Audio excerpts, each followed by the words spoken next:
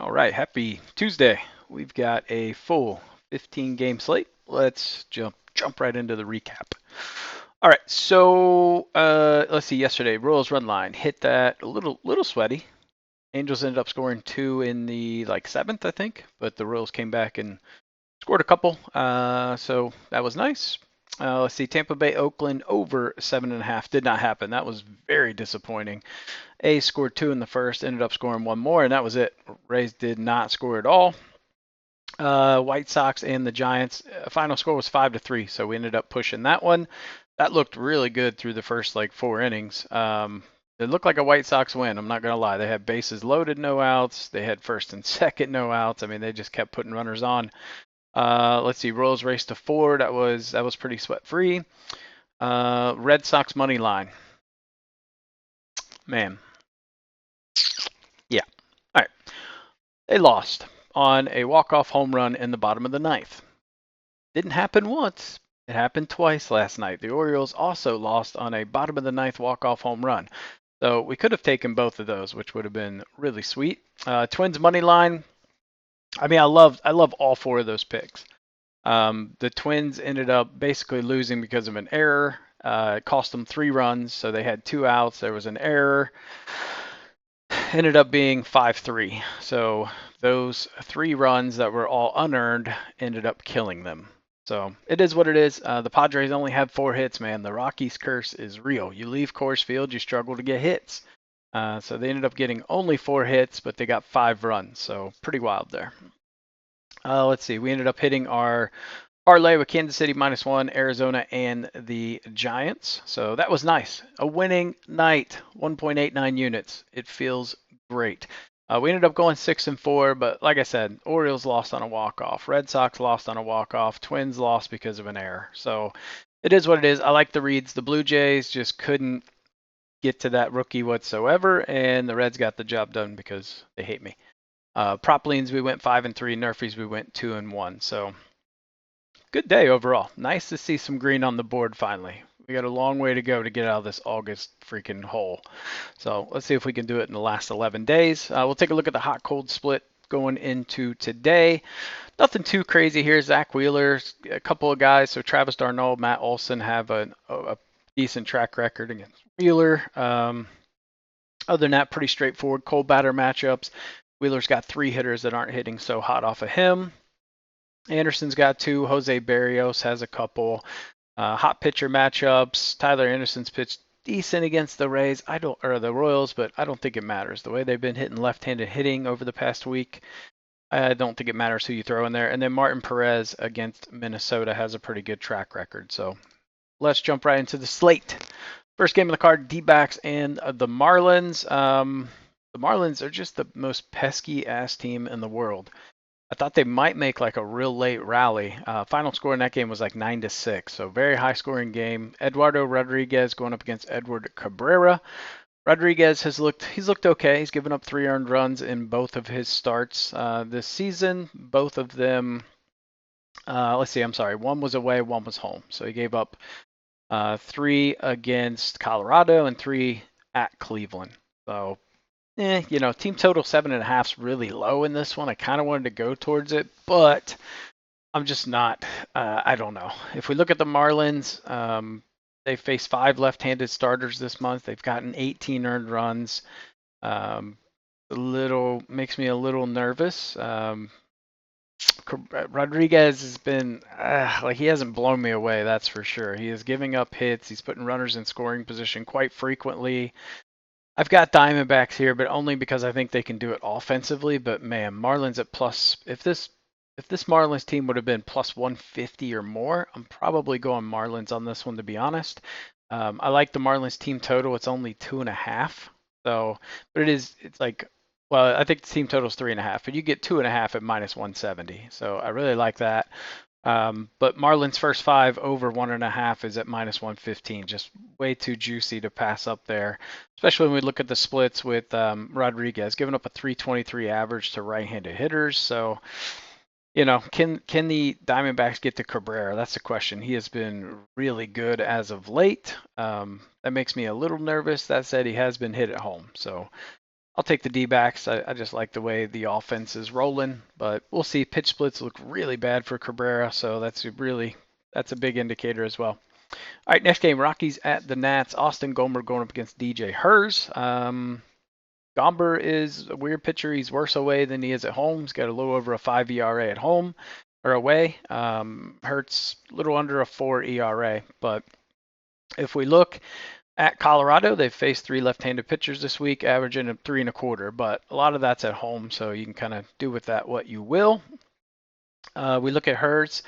Pitched really well as of late. He's given up 2 or less earned runs in his last 5 starts. It's just a beautiful spot here for the Nats to absolutely decimate this team. So I really like it. And if we look at Hurts, he hasn't pitched against soft teams either. He's pitched against Baltimore, Giants, the Brewers, the Cardinals, and the Padres. So had a really tough go of it, and he's pitched extremely well. So to get the Rockies here is a little bit of a relief. We look at the Rockies, only 17 wins away to 46 losses. So got to back the Nats. I love this spot here. Splits look pretty good. Gomber like a 270 to both sides of the plate. Pitch splits favor the Nats. I mean, couldn't be more in favor of the Nationals for this game.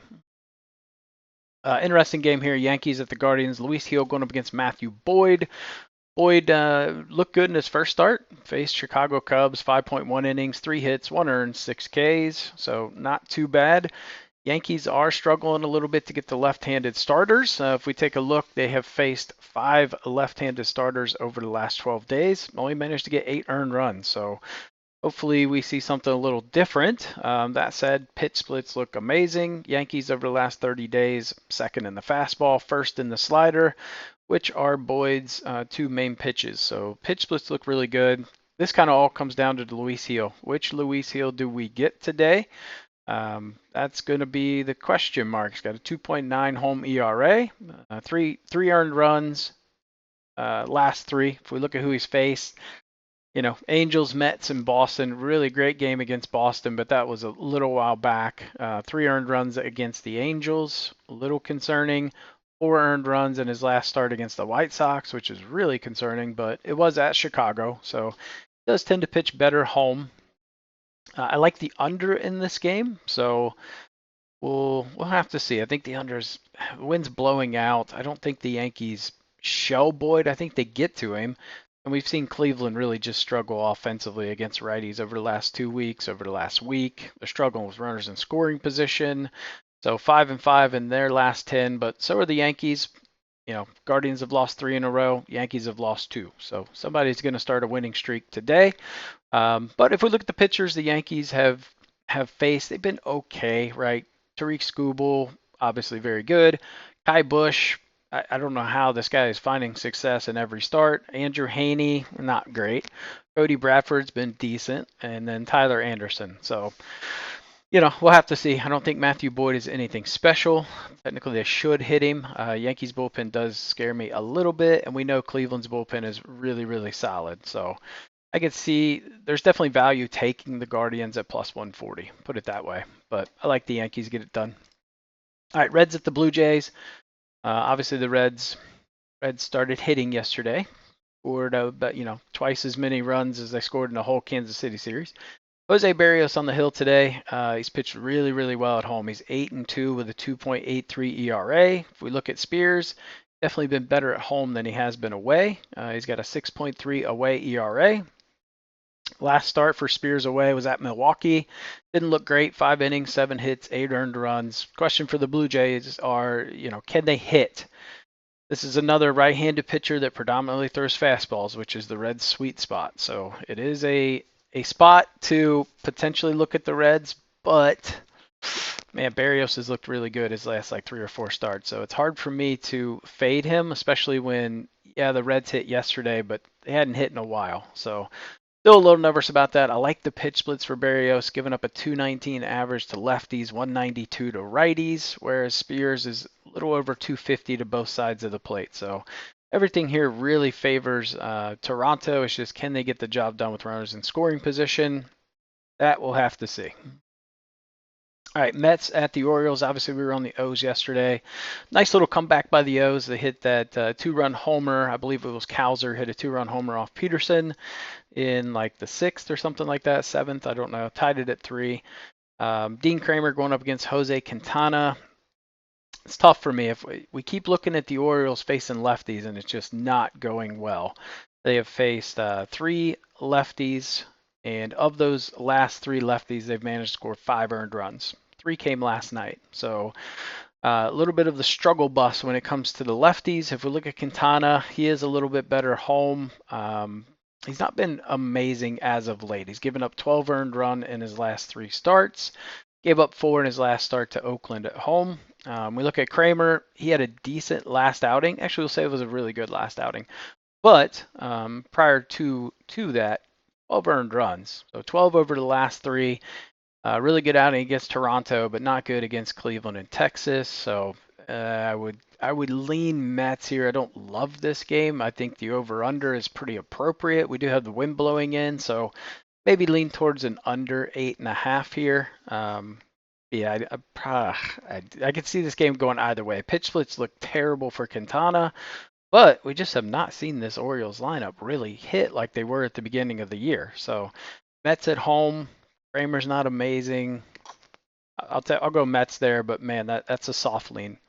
All right, Phillies at the Braves. Zach Wheeler going up against Reynaldo Lopez. So Lopez has been out. I believe his last start was July 28th. So kind of back from injury here. That said, he's been lights out at home. He's got a 1.74 home ERA. Wheeler is definitely worse away than he is at home. Still really respectable 3.12 away ERA. If we look at Lopez, he did face Philly a little over a month ago. Had a great outing, 6 innings, 2 hits, no earned runs, and 2 Ks. He's just been very solid against Philly. He's had 1 earned run in 3 games against Philly dating back to 2023. If we look at Wheeler, he's been super solid as well. So he has had 2 away starts in his last 3. Only given up 3 earned runs in his last 3. So I'm going Phillies here.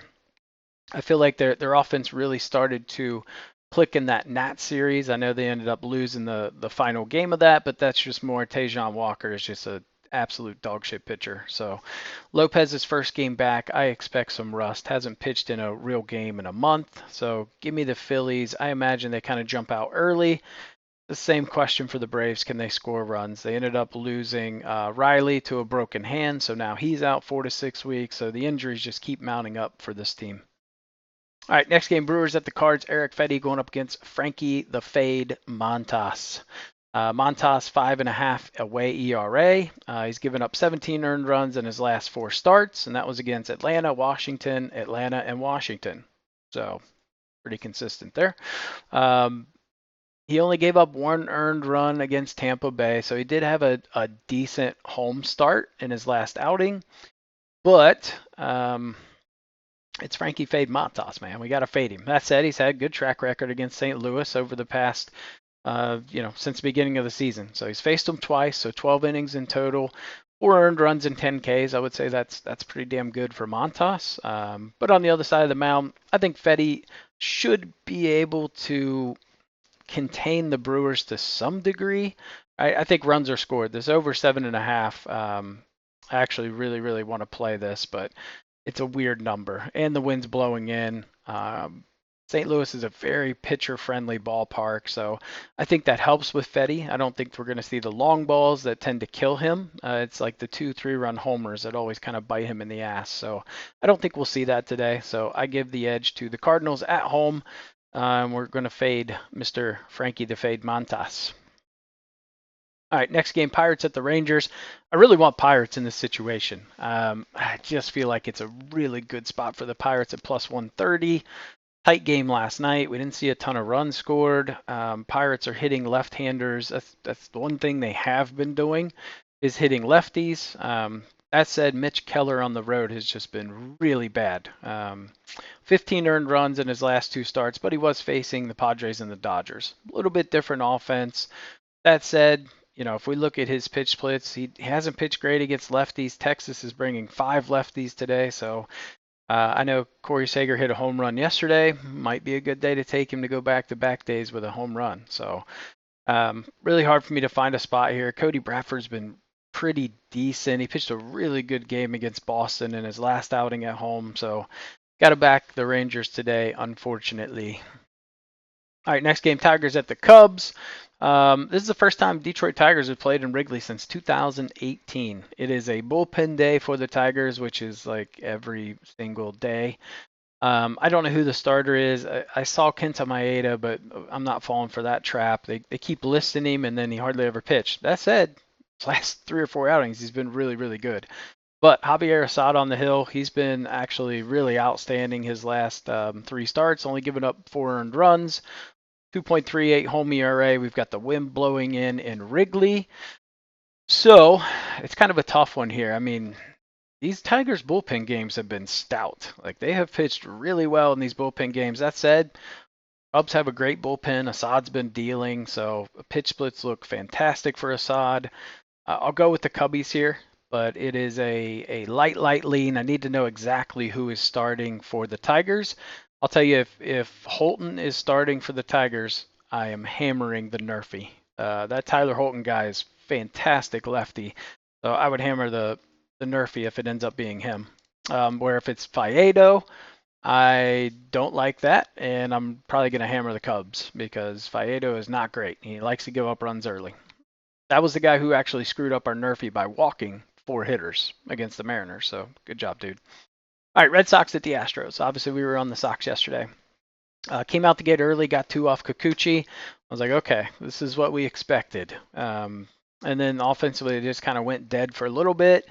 Got up 4-2. Lucas Sims, as soon as they brought in Lucas Sims, which Lucas is a former Red, so I've seen him pitch many, many times. It is a flat fastball that he struggles to control. I'm like, well, that's game. And they tied it up. And then Kenley Jensen gave up the walk-off to Diaz. So that sucks. Pivetta going up against Blanco. Blanco got a little over a 3 ERA at home. Pivetta just slightly under 4. If we look at Blanco, he did face Boston fairly recently. 4 innings, 4 hits, 5 Ks. I think he ended up leaving that game a little early due to something. I can't remember exactly what it was. But if we look at Pivetta, his issue is the long ball. He has given up at least 2 home runs in his last 4 starts. So every start of the last 4, I think it's been 2 exactly, actually. So we'll have to see. He's given up 8 earned runs in his last 3 starts. It's just a long ball kills him. Houston, Pivetta's days are just more about striking people out. I mean, he's gonna throw a lot of balls so he can put people on base. That said, 5.9%, walk rate, which isn't too bad, but he does go deep into counts. But he's got almost a 30% K rate, so it really depends. If the Astros can put the bat on the ball consistently and keep his strikeouts down, they should be able to put a lot of runs up on the board. I don't really want to pick a winner in this game. I could just see this game going either way. The bet I like more is Houston team total over 3.5. And you're not paying too much more juice. It's minus 145. I think that's just more of a sure thing than trying to pick the Astros to win, just in case Blanco gets shelled. I mean, his pitch splits don't look great. If we look at the Red Sox, they've been hitting righties over the past week, so a little bit nervous there. Both teams have been hitting decent runners in scoring position. Blanco's splits, he is definitely weaker to left-handed hitters than he is right. He's got a 255 average against lefties.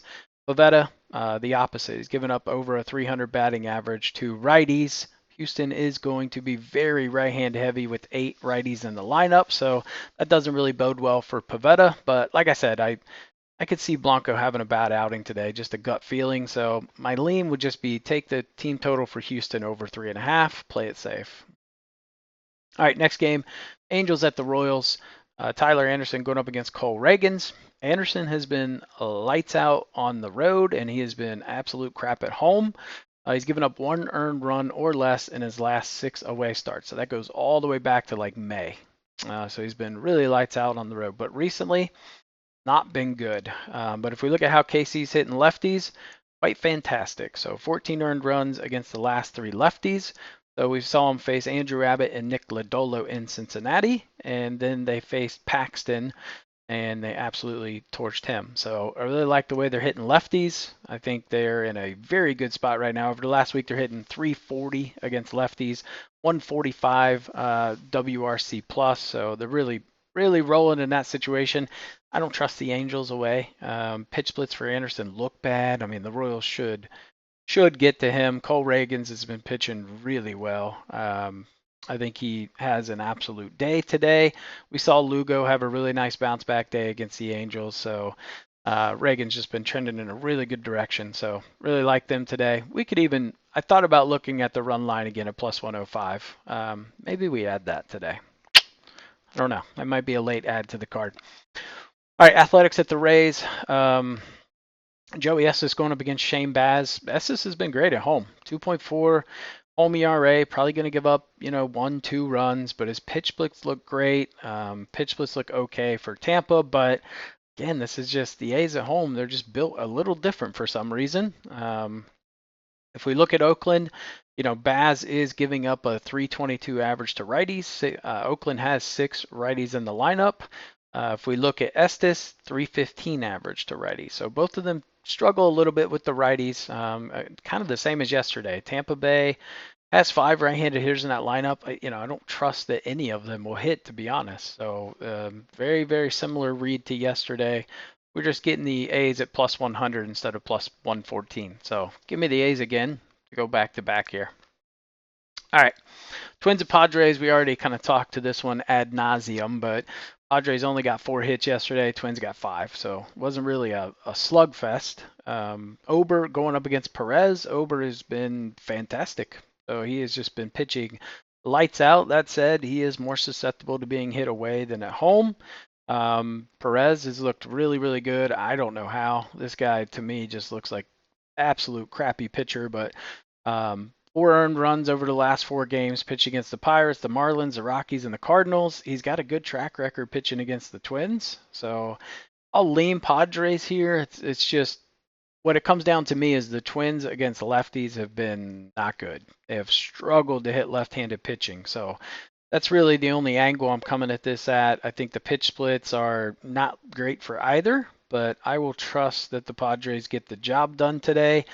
But, man, we look at the splits on Ober. He is giving up a sub-1 average to righties and a sub-1 average to lefties. So, this is my least favorite play. I really just want to pick neither team. Pick like the under 8. I think the under is probably the way to go here. But if I had to lean, I guess I'd go Padres. Just because, like I said, they really struggle to hit left-handed pitching. Twins have. All right. Next to last game on the card. White Sox and the Giants. I thought the White Sox were going to win. When they went up 1-0, I'm like, oh, Christ. And they were hitting shit out of the ball. Robbie Ray going up against Davis Martin. Davis Martin looked pretty good in his last outing. Wasn't bad. Actually, all of his outings have been pretty decent. We're going to trust Robbie Ray here and just trust that the White Sox suck. I don't really see an angle to take the White Sox here. They could get to Robbie Ray, but they're hitting under 200 the last 2 weeks, last 7 days. Their bullpen's terrible, 6.18 ERA in the pen. Giants' bullpen's been really good. I think Robbie Ray strikes out a just crap ton of people tonight. So his K-props is 6.5. I like the over. So that's where we're at on that one.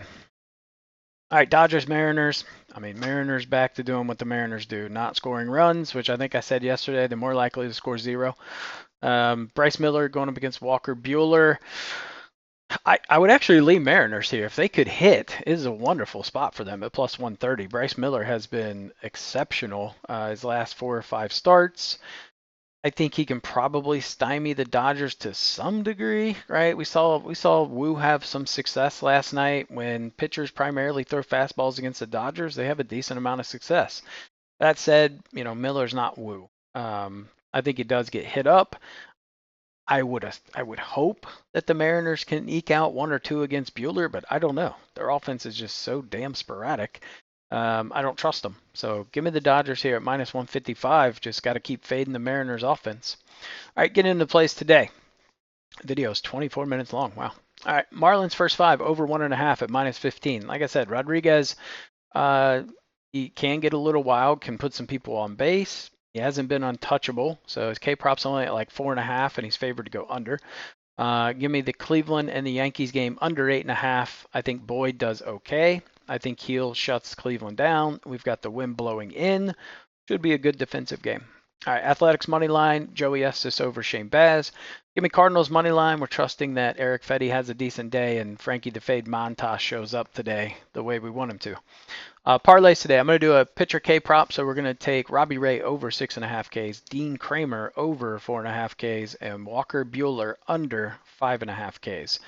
Buehler under 5.5 is a little scary against this Marlins team or Mariners team, but he hasn't hit this in his last 3 outings. He just hasn't looked great since he's come back from like injury for the 3rd time this year. And then in terms of parlays, give me the Nats, Yankees, and Kansas City -1 at +344. Give me Arizona, the Dodgers, and the Giants at -1. So just doing the Giants -1 at +320. So let's see. So all the parlays are going to be a half unit. The Athletics money line is going to be a half unit.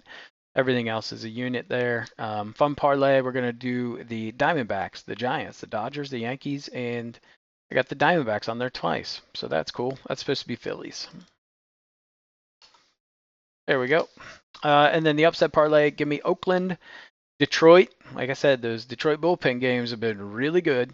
And then Miami. So those 3 at +975. Props I like, DJ Herz under 6.5 Ks. I mean, he's been pitching really good. That's just kind of a high line for him.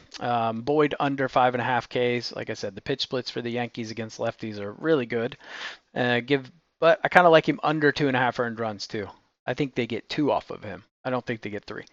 And then we already talked about the other ones. Nerfies I like, Colorado and Washington, Arizona and Miami, and then Philly and Atlanta. So those 3 other leans I had. Marlins team total over 2.5. I'll probably use that to some degree in some bet today. It's just a really nice. You'd have to parlay it, but maybe pair that with like Cincinnati team total or Houston. Maybe I'll probably do that with the Houston team total. Kind of like those 2 together. That would probably end up being, I don't know, plus 185, something in that range. And then you could maybe even pair that with the third, like the LA KC. I don't know. I'll have to think about that. But anywho, if you made it this far, I appreciate you guys watching the video. Give it a thumbs up. Comment down below what your favorite play of the day is. Subscribe to the channel if you haven't. And I will catch you on the stream tomorrow.